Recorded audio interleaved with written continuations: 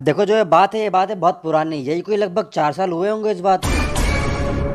साल 2017। तब के समय में मैं 12th क्लास में था। तब मेरी जिंदगी कोई आम जिंदगी नहीं थी, क्योंकि तब तक मेरी लाइफ एक सास बहू का सीरियल बन चुकी थी। इसमें रोज डेली एक क्लाइमेक्स होगा और रोज डेली एक सस्पेंस आएगा। लेकिन कुछ भी कहो, जिंदगी के असली मजे मैं ही ले रहा था। लेकिन वो मजे मजे में मेरे लाइफ का जो स्ट्रगल देखा था ना, वो शायद मैं अब कभी ना देख पाऊं। लेकिन फिर भी तब तक मेरी जिंदगी सिनेमा बन चुकी थी। बेंचो ऐसा लगता था किसी ने 24 घंटे की मूवी को लूप पे लगा दिया। भाई रोज का सुबह 6 बजे उठो, फिर नहाओ खाओ पियो और 8 बजे स्कूल जाओ। और स्कूल में घुसते ही भुसड़ी के लड़ने लग जाते थे। और रोज लड़ाई सिर्फ इस बात को लेके होती थी कि आगे कौन बैठेगा। और इस पूरी लड़ाई में तुम्हारा भाई सिर्फ लड़ाई को एंजॉय करने का काम करता था। मैं एक ऐसा बंदा था जिसको लड़ने भी फर्क नहीं पड़ता है कि स्कूल में क्या हो रहा है। कोई आगे बैठने के लिए लड़ रहा है तो लड़ो, क्लास में कोई कांड हो रहा है तो हो जाए, सब आपस में लड़ाई कर रहे हैं तो लड़ने दो। मतलब तुम्हारे भाई को लड़ाई फर्क नहीं पड़ता था कि क्लास में क्या हो रहा है, क्योंकि बैक बेंचर जो ठहरे, क्योंकि हमारे आगे जो बैठते थे उसमें एक रो में लड़कियां थी और एक रो में लड़के। कभी कभी तो लड़का लड़की में लड़ाई होती थी और कभी कभी लड़की लड़की में। लेकिन देखो सारी दुनियादारी एक तरफ, लेकिन जो ये लड़ाई थी ना, ये लड़ाई अटल सत्य था। और जो ये लड़ाई है ना, ये रोज डेली होती थी। देखो ये सब होने के बावजूद मैं क्लास का इकलौता ऐसा लड़का था तो लास्ट में बैठने के बावजूद आगे वालों से ज्यादा नंबर लाते था। और इसी के साथ साथ मेरे दोस्त और मैं, हम लोग पूरे स्कूल में फेमस थे, पढ़ाई के लिए नहीं, हमारी हरकतों के लिए। कोई स्कूल में जूनियर आता था या आती थी तो रिवाज था कि सबसे पहले उनको हमारी स्टोरी सुनाई जाएगी, क्योंकि जो कांड हमने किए थे ना, उस कांड को करने के लिए जेम्स बॉन्ड का दिमाग चाहिए। क्योंकि बिना सबूत छोड़े जितनी तगड़ी प्लानिंग हम लोग करते थे ना, उतनी आज तक कोई ना कर पाया। और हमारे उन्हीं कांड में से 2 कांड तुम्हें मैं आज सुनाता हूं। लेकिन तुमसे एक रिक्वेस्ट है कि प्लीज इसको रियल लाइफ में ट्राई करने की कोशिश मत करना, वरना स्कूल वालों के द्वारा तुम्हारी आंड और गांड दोनों काट दी जाएगी। ये करे तो ठीक,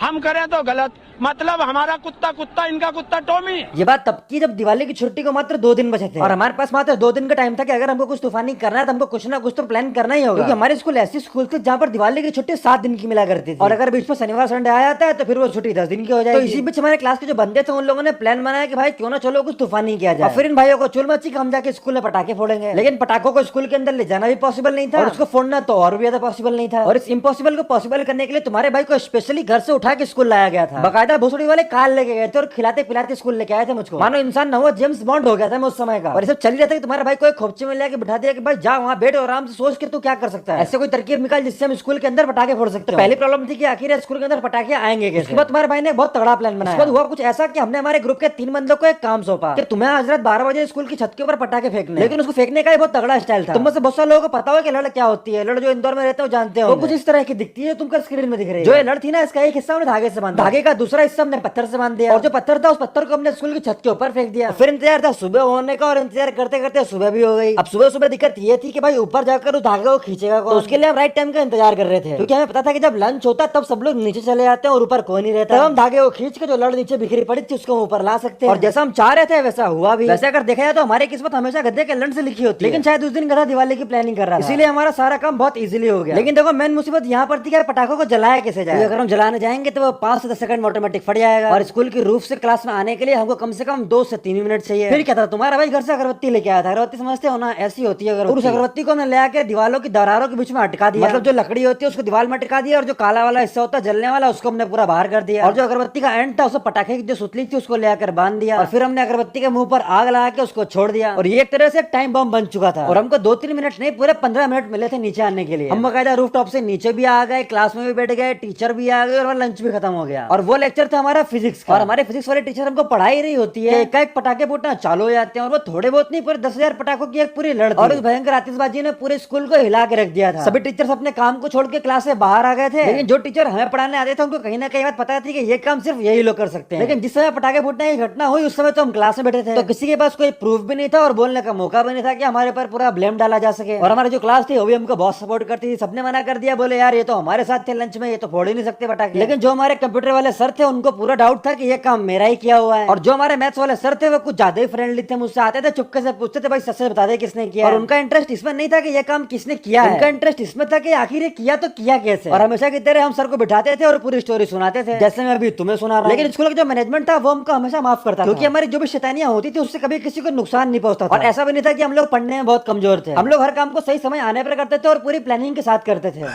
गजब टू विवाज आदमी।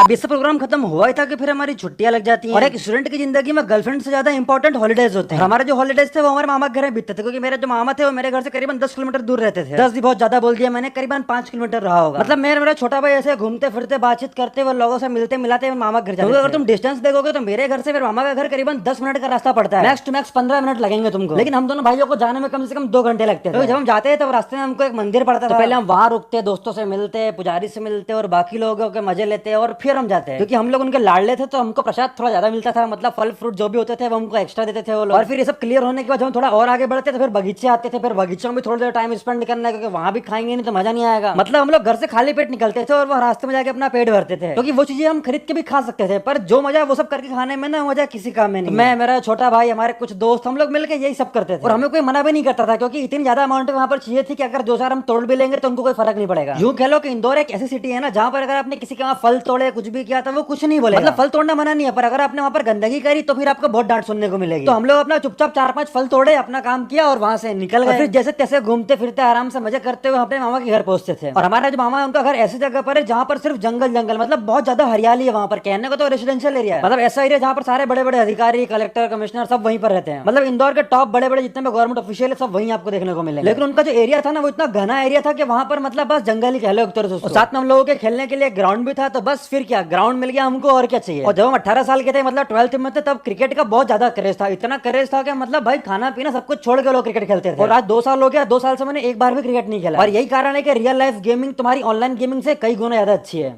और क्रिकेट के बहाने थोड़ा बहुत अपनी क्रश को भी देख लिया करते थे। दिवाली थी तो उसके लिए हमको थोड़ी सी शॉपिंग करनी थी। अब लड़कों की शॉपिंग वही होती है पटाखों वाली, क्योंकि पहले के टाइम में हम छोटे थे तो पटाखे बहुत लेते थे। और तब मुझे घर से मिले थे 500 रुपए, और सेम उतना ही अमाउंट मिला था मेरे मामा के लड़के को भी और मेरे छोटे भाई को भी। और हमारे घर से यही कोई 20 या 30 किलोमीटर पड़ता है राव, और वहाँ हम जाके पटाखे लेते हैं, क्योंकि ऐसा कहा जाता है और लोगों का कहना है कि वहाँ से बेस्ट पटाखे आपको पूरे इंडिया में कहीं नहीं मिलेंगे। चाहे आप बात कर लो रेट की या बात कर लो क्वालिटी। यही कोई शाम के 7 बज रहे होंगे और हम घर से निकलते हैं पटाखे लेने के लिए, और यही कोई 9:30 या 10 बज रहे होंगे तब हम वापस आ जाते हैं, क्योंकि घर वालों ने हमारी एक टाइम लिमिट सेट कर रखी थी कि तुमको 11 बजे के पहले पहले घर के दरवाजे भी आके खड़े हो जाना। और सेम हमने वैसा किया भी, हमने फिक्स 10:30 बजे लाके घर के सामने गाड़ी खड़ी कर दी। फिर आते पहला काम यही था कि भाई चलो देखते हैं कि हमने कितना क्या चीजें खरीदी हैं, और साथ में थोड़ी माइक टेस्टिंग भी कर लिया, थोड़ा देख लिया जाके कौन सा बम कितनी आवाज कर रहा है। सबके टाइम में मार्केट में अफवाह फैली हुई थी कि चिड़िया बम होता है, इसको फोड़ने पे इससे चिड़िया की आवाज निकलती है, लेकिन जब हमने पटाखे फोड़े तो ऐसा कुछ हुआ नहीं भाई, कुछ भी आवाज नहीं निकली, नॉर्मल फूटा और खत्म। और ये सब प्रोग्राम हो ही रहा था कि फिर जाके लड़ाई झगड़े चालू हो गए बच्चों के, क्योंकि यहाँ पे 2 3 बच्चे बोल रहे थे कि हमको मूवी देखनी है, कोई दूसरा नाटक देखना है, और कुछ लोग बोल रहे थे कि हम सास बहू के सीरियल देखेंगे। और देखो जो ये वाली लड़ाई होती है ना, ये वाली लड़ाई किसी वर्ल्ड वॉर 3 से कम नहीं है। रिमोट का जो स्ट्रगल होता था ना, बेचारा रिमोट सोचता होगा कि यार मैं कहाँ आके फंस गया, किन हाथों में आ गया। मतलब यूं कह लो कि दिन में क्रिकेट की बॉल फेंकते थे और रात में रिमोट। एवरी मंथ घर में कम से कम 5 से 6 रिमोट आते थे हमारे। अब यही कोई प्रोग्राम खत्म हुआ होगा और यही कोई बज रही होंगी 12:30 बजे रात के, और यही कोई मेरे मामा के घर से करीबन 500 मीटर की दूरी पर एक पुल पड़ता है बड़ा सा, और उस पुल को तुड़वा दिया गया है। अब वो पुल नहीं है, वो एग्जिस्ट नहीं करता है। लेकिन बहुत लोगों का ये कहना था कि पास्ट में इस पुल में बहुत सारे मर्डर्स हुए हैं, और वहीं पर पास में बेर का पेड़ भी था। और कॉलोनी वालों की कंप्लेंट भी थी कि हम लोगों ने बहुत सारी मिस्टीरियस और अजीब चीजें यहाँ पर फील की हैं और देखी हैं। जो कहानी थी मुझे मामा का लड़का मेरा सुना ही रहा था कि फिर सब लोगों ने बोला कि चलो अब सो जाओ, सुबह उठते हैं। जब हम सुबह सो के उठते ना, तब हमारे दिमाग में एक ही बात चल रही थी कि आखिर यहाँ पर सच में भूत होते हैं क्या। और हमारी क्यूरियोसिटी इतनी बढ़ गई थी ना कि हम लोगों ने प्लानिंग कर ली कि भाई आज रात को कुछ भी करके भूत देखना है। और ये बात थी दिवाली के एक दिन पहले। कॉलोनी के कुछ लड़के और हम लोगों ने दोपहर को बैठकर प्लान बनाया था कि यार आज कुछ तूफानी करके रहेंगे, और घर वालों को ये बोल देते कि हम लोग थोड़ा बाहर जाएंगे आज रात को, तो घर वालों ने भी मना नहीं किया, क्योंकि हम लोग बहुत सारे लोग थे साथ में, और हम लोग लगभग रहे हुए कम से कम 5 लोग। और मेरे मामा के घर के सामने वाली जो बाउंड्री वॉल थी उसको क्रॉस करते ही आपको पुल दिख जाएगी। और फिर क्या था, पुल के सामने जो खाली घर पड़ा था, हम लोग वहीं पर वेट कर रहे थे कि देखते हैं क्या होता है यहाँ पर, रात को ऐसा क्या होता है यहाँ पे जो इतना इतना डर है इसका। लेकिन वहाँ पर जो होता है ना, वो मेरी लाइफ का सबसे भयंकर इंसिडेंट है। और वो इंसिडेंट इतना भयंकर था ना कि मैं उस इंसिडेंट के बारे में आज जब सोचता हूँ तो मेरे रोंगटे खड़े हो जाते हैं। और बाकी जो 4 लौंडे मेरे साथ आए थे ना, उनमें से एक लौंडे को तो हॉस्पिटल में एडमिट करना पड़ गया था। रात को 3 बजे लेके गए थे हॉस्पिटल उसको।